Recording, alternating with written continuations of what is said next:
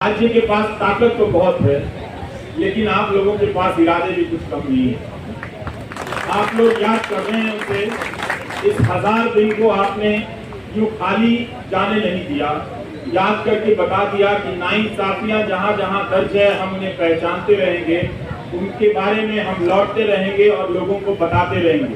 हम और आप यही काम कर सकते हैं, इस उम्मीद में कि कभी न कभी किसी का ईमान जागेगा, और ईमान जागता है और लोग उन फैसलों को पलट कर देखेंगे, उन गवाहियों को देखेंगे।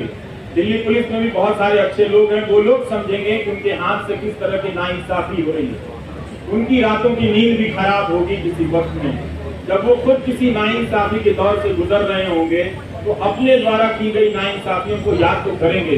सब याद करते हैं, वो भी इंसान है, वो भी याद करेंगे। राज्य कानून की धाराओं की आड़ में छिपकर हिंसा करता था, लेकिन अब हिंसा करने के लिए वो कानून बनाने लगा है ताकि वो खुलकर हिंसा है कि यही 2-4 केस नजर नहीं आते होंगे, या उन्होंने भी अपनी सुविधा के हिसाब से इन कुछ केस को देखना सुनना बंद कर दिया, इस तरह से कि ये केस छोड़कर बाकी और केस पर बोला जाए। तो कभी भी सबके सामने में है, सुप्रीम कोर्ट ने तमाम टिप्पणियां की है जमानत को लेकर, सबके सामने ये बात, मगर कभी भी 1000 दिन तो सुनवाई चली है दिल्ली की निचली अदालतों में। बेतवा शर्मा ने लिखा है, और कोई 400-300 दिन दिल्ली हाई कोर्ट में इस तरह से जमानत को लेकर सुनवाई चलती रही। इसके बाद भी जमानत एक इतनी मुश्किल उम्मीद लड़ाई में बनकर सामने आ गई। यही उम्मीद कर सकते हैं कि कभी कभी न्याय व्यवस्था की अंतरात्मा किसी रात को जगती होगी, और जब जग जाएगी तो देखेगी कि कानून के हाथ लंबे नहीं, उस कानून के हाथ रंगे हाथ भी होते हैं। जिसे नजर आएगा वो बात समझ में आएगी कि क्या हो रहा। हम सब ने ये भी देखा है कि मीडिया के स्पेस से उमर खालिद को धीरे धीरे पीछे की तरफ धकेल दिया गया, किनारे कर दिया गया, ताकि बुलाने की प्रक्रिया में तेजी आए।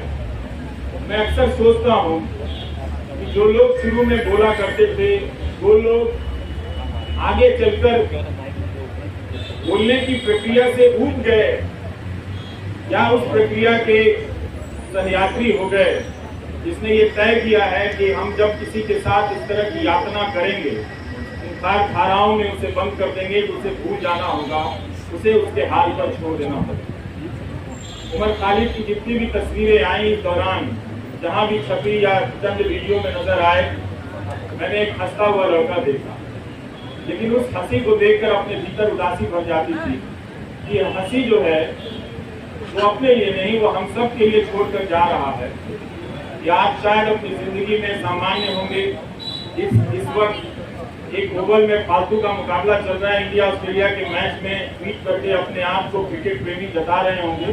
जता सकते हैं, बिल्कुल अपनी जिंदगी जी सकते हैं, और जिंदगी को उसी रोशनी और संगीत के साथ जी सकते हैं, मगर याद करने का जो फर्ज था नागरिकों का, बहुत लोगों ने भुलाया, और ये होते हुए हमने देखा। उनके लिए एक ऐसा विषय बन गया जिस पर लिखना, जिस पर बोलना राज्य से टकराने के जैसा हो गया। वो अपना हिम्मत हारने लगे। लेकिन यहाँ आकर यही लगा कि शायद मैं उन 2-4 लोगों की परवाह कर रहा था, आप 1000 लोगों को, सैकड़ों लोगों को नहीं देख रहा था जो आप राज्य से लड़ रहे हैं। राज्य कई तरह के सेंसर लगा रहा है, लेकिन फिर भी आप बातों को पहुंचाने के लिए अपने कैमरे हाथ में थाम कर उठाकर खड़े हैं। ये बहुत बड़ी बात। मैं याद करना चाहता हूं उमर के साथ आज बेतवा शर्मा को भी, जिन्होंने दिल्ली दंगों के मामले में शानदार रिपोर्टिंग की, आज भी की है बेतवा ने, और पहले भी सपूरा के मामले में उन्होंने शानदार रिपोर्टिंग की, और जिसकी वजह से लोगों ने जाना कि नताशा नरवाल, देवांगना कालिका, इन सब के साथ क्या हो रहा है। इन्हें जमानत मिली, लेकिन उमर खालिद को जमानत नहीं मिली।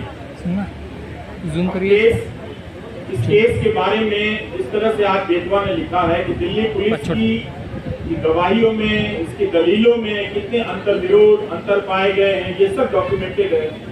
और आप सभी को पढ़ना चाहिए कि एक पत्रकार ने, और पत्रकारिता सीखने के लिए भी पढ़ना चाहिए कि अपनी उस बात को कहने के लिए बेतवा शर्मा और उनकी टीम ने कितने 1000 पन्नों के दस्तावेजों को पलटा होगा, और उनके वकीलों ने जो उमर के साथ लड़ रहे हैं, उन लोगों ने कितनी कानून की किताबों को पलटा होगा कि इंसाफ और जमानत तक के दरवाजे तक उमर खालिद को ले जाएं, मगर लगता है कि वो दरवाजा, उस दरवाजे तक पहुंचने का रास्ता बहुत लंबा कर दिया जा रहा है, या शायद उमर खालिद के लिए ही बहुत लंबा है, या शोमा सेन के लिए बहुत लंबा है।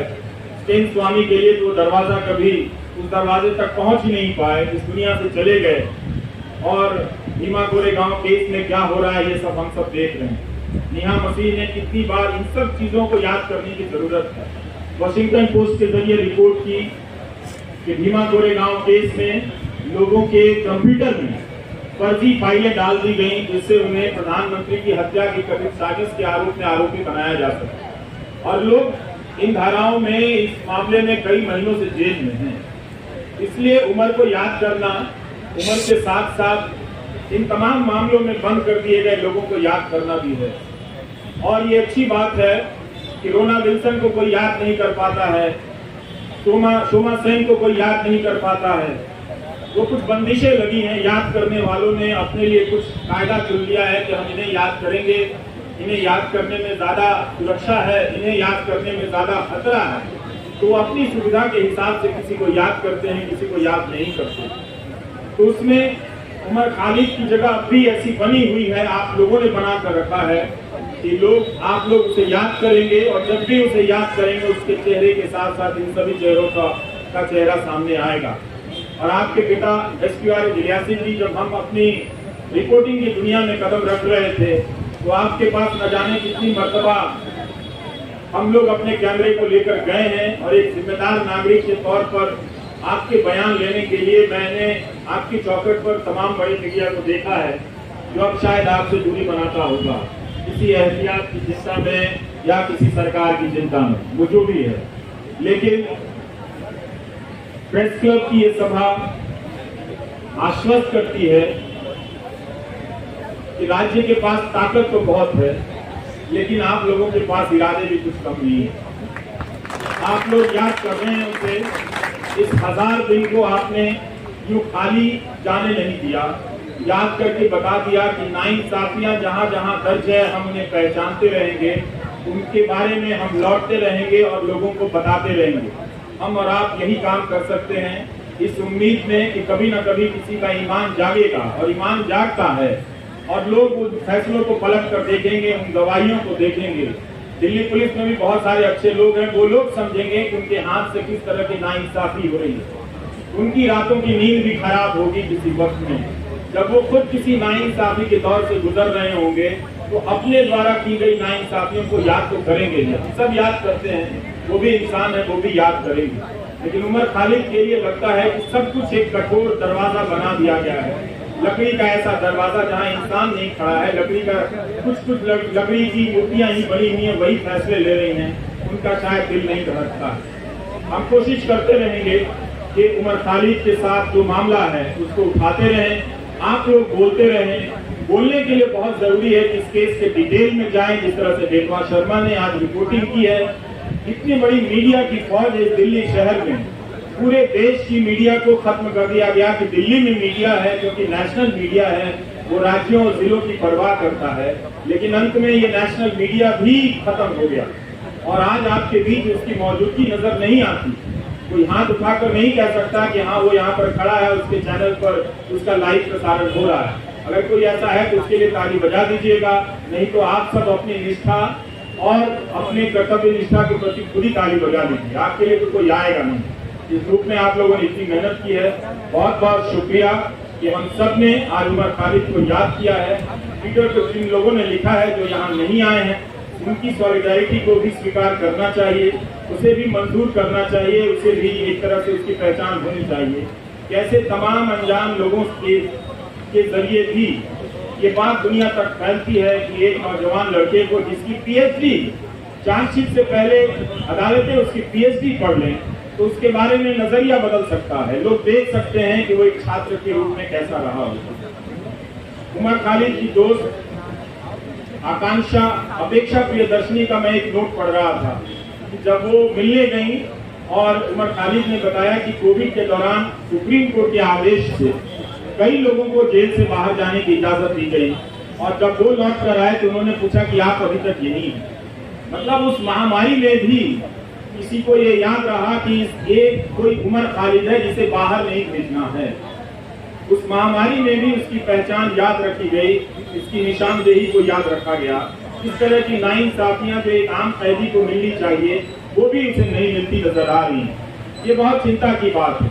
और जब तक ये है, अदालतों के मंच से बड़े बड़े न्यायाधीशों का बोलना हमें खाली सा लगता है, हल्का सा लगता है कि वे अंडर ट्रायल और अधिकारों की बात बहुत संजीदगी से करते हैं।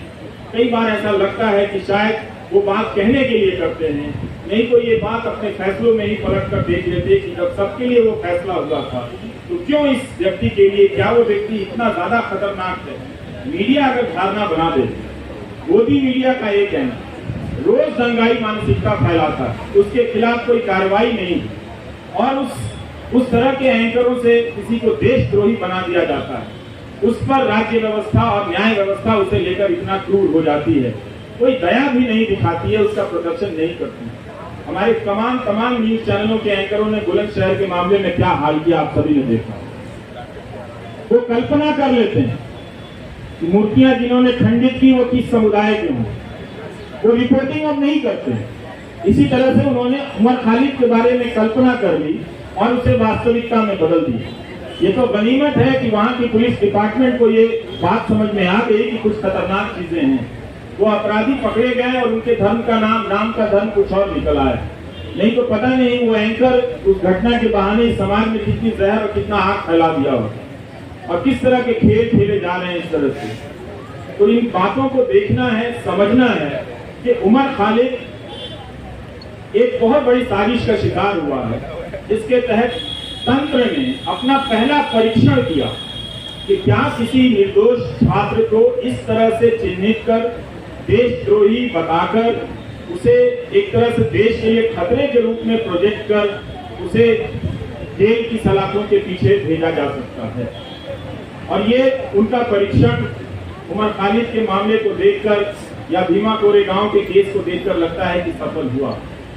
सत्ता ने लोक लाज की परवाह भी छोड़ दी। स्टेन स्वामी के निधन के बाद भी उसे कोई फर्क नहीं पड़ा, किसी बात का कोई फर्क नहीं पड़ रहा। यही आज की सरकार का उसकी समझ है या उसकी पहचान है। हम सबको ये नोट करने की बहुत जरूरत है। उन एंकरों को कुछ नहीं होता जो दिन रात दंगा फैलाते, दिन रात अनाप शनाप दूसरे समुदाय के बारे में कहते हैं, लेकिन दंगा भड़काने के आरोप में एक पीएचडी के छात्र को सलाखों के पीछे भेज दिया गया। इसके मामले में ट्रायल शुरू नहीं हुई है और ना ही चार्जशीट वगैरह इन सब चीजें पेश हुई है, ना जमानत मिली है इस मामले में। तो हमें इस अंतर को पहचानना है कि कुछ लोगों को दंगा फैलाने की खुली छूट मिली हुई है, गोली मारने के नारे लगाए जा रहे हैं। वो कौन लोग थे जो इस कानून को लेकर आए और आज तक इस कानून को लागू नहीं करते। इस कानून को लागू करने के नियम तक नहीं बनाए गए, लेकिन 2019 के दिसंबर में आप जाकर देखिए लौट, तो इस तरह से सब कोई चिल्लाता था, चीखता था सरकार की तरफ से कि इस कानून को सूर्योदय से पहले ही लागू हो जाना चाहिए, ताकि दिन के निकलने से, सूरज के निकलने के साथ ही हम सब इसे लागू करें और देश को बचाएं। मगर अब उस कानून का नाम वो उन इलाकों में ही जाकर नहीं लेते। अब उस कानून का खौफ मणिपुर में भी पैदा हो गया। वहां भी क्योंकि जनजाति के लोग इस बात से चिंतित हैं, घबराए हुए हैं कि क्या कहीं ऐसा होगा कि हमें भी एनआरसी की यातनाओं से गुजरना हो। तो मणिपुर को लेकर देख लीजिए या दिल्ली दंगों को लेकर जिसकी जवाबदेही तय होनी चाहिए थी, गृह मंत्री, उनकी जवाबदेही तय नहीं, आज तक तय नहीं। गोली मारने के जो नारे लगा रहे थे उनका मंत्रिमंडल में प्रमोशन हो जाता है। सुप्रीम कोर्ट को कहना पड़ा दिल्ली पुलिस से कि ये जो नारे लगा रहे हैं वो मेडिकल प्रिस्क्रिप्शन नहीं है। इसके बाद भी जो व्यक्ति शांति की अपील करता रहा, शांति की बातें करता रहा, वो दंगों की साजिश के आरोप में जेल में इस तरह से बंद कर दिया गया। तो इस 1000 दिन को आप याद रखें। ये 1000 दिन सिर्फ उम्र के नहीं है, ये 1000 दिन भारतीय नागरिक समाज, न्याय व्यवस्था के अफसोस के दिन भी हैं, उनके शर्म के भी दिन। नमस्कार, थैंक यू।